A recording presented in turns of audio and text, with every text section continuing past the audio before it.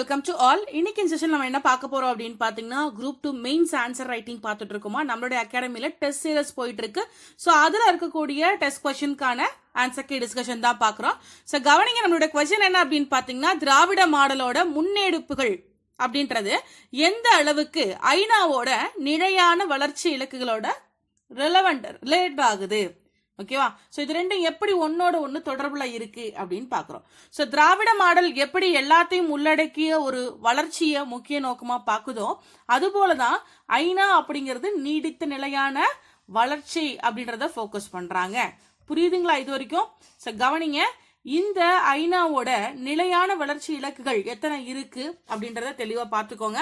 And அதுல இருக்கக்கூடிய இலக்குகளோட, அதாவது இதே பிக் கொஸ்டின்ல கேட்டிருந்தாங்கன்னா நீங்க என்ன பண்ணலாம், இலக்குகள் எத்தனை இருக்கு, நீடித்த நிலையான வளர்ச்சிகள்னா என்ன, அதை கொடுத்துட்டு அந்த இலக்கு அப்படியே நீங்க என்ன பண்ணலாம், லிஸ்ட் அவுட் பண்ணி கொடுக்கலாம்.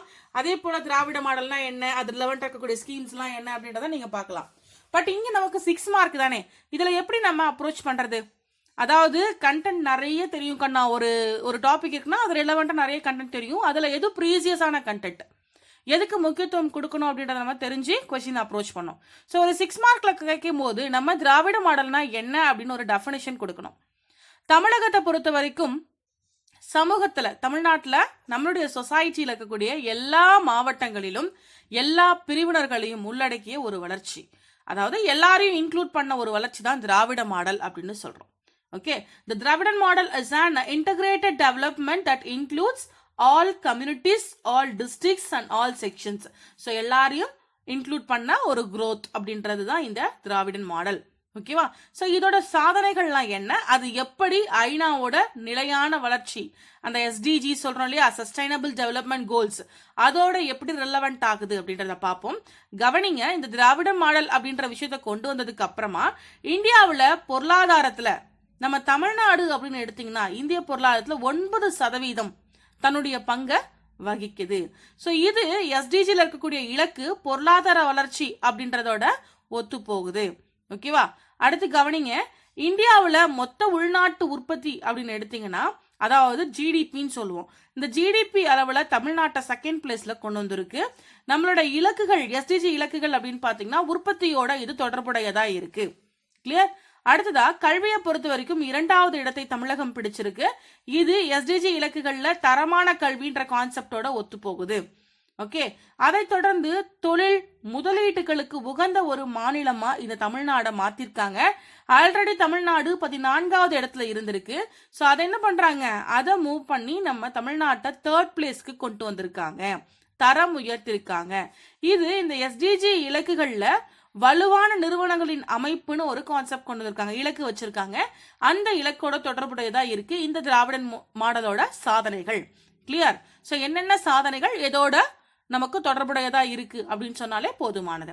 ஸோ இன் இங்கிலீஷ் கவனிங்க, Tamil Nadu contributes 9% to India's economy.